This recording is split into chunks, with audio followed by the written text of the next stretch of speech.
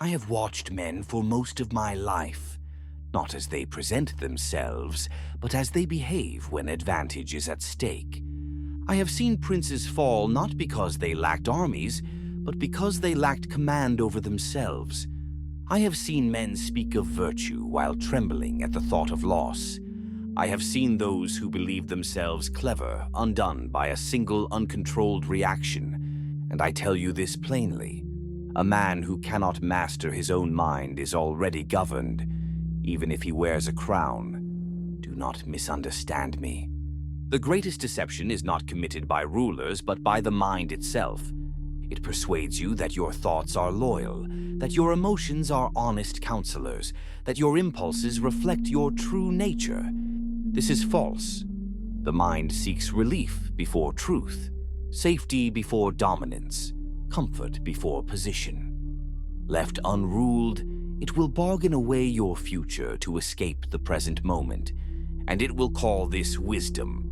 In politics, I observed that men act not according to reason, but according to fear and advantage.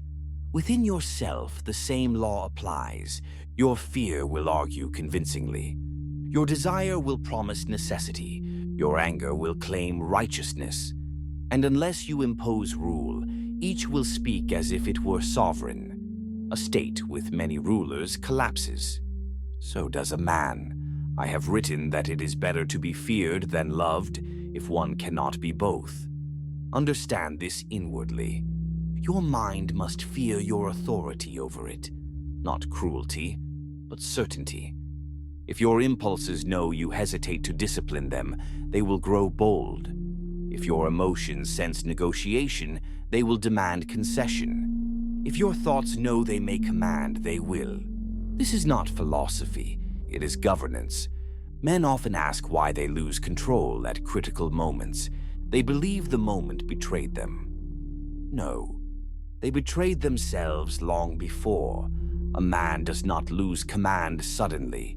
He loses it gradually. Each time he obeys impulse instead of enforcing restraint.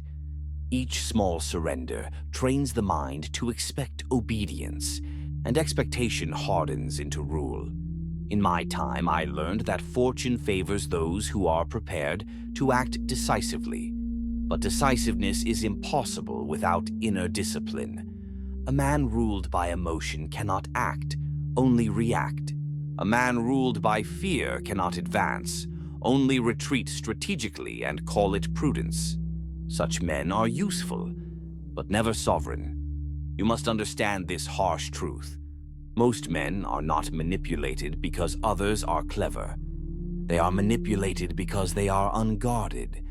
They reveal themselves constantly, in tone, in speed of response, in what offends them, in what excites them. They believe expression is honesty. It is exposure, and exposure invites influence.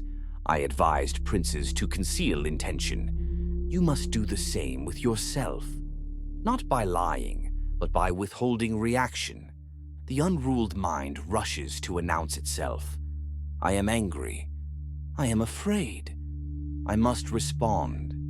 I must explain. Every declaration weakens position. Silence preserves it. I have seen men destroyed by haste more often than by caution. Haste is the mark of a mind seeking relief. Relief from tension. Relief from uncertainty, relief from fear of judgment. Those who cannot endure tension cannot negotiate. They accept unfavorable terms simply to end discomfort. This is as true in the soul as it is in politics. If you never master your mind, your values will not endure pressure. You will praise courage until it costs you. You will praise patience until you feel ignored. You will praise discipline until comfort tempts you. Then you will revise your principles and call it growth. I call it instability, and instability invites domination. In every court I observed, men tested weakness instinctively. They pressed where resistance faltered. They advanced where reaction betrayed uncertainty. The same is done to you, by others, and by circumstances. A man who governs himself resists testing. A man who does not becomes an invitation. You may believe this harsh. It is not. It is accurate. The world does not punish weakness out of cruelty, but out of function. That which bends is bent further. That which resists is approached with caution. I did not admire men who claimed purity. I admired men who could hold their ground. Ground is not defended by emotion. It is defended by control. Control of speech, control of timing, control of reaction, above all, control of the inner state. If you master your mind, you gain something rare. You become difficult to move. Provocation fails. Urgency loses power. Temptation weakens.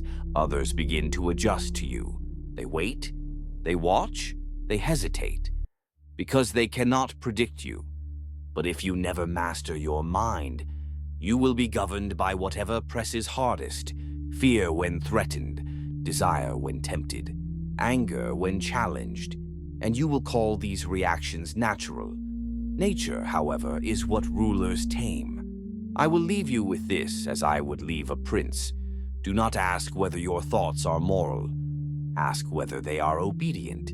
Do not ask whether your emotions are justified. Ask whether they are useful. Do not ask whether restraint is difficult. Ask whether exposure is survivable.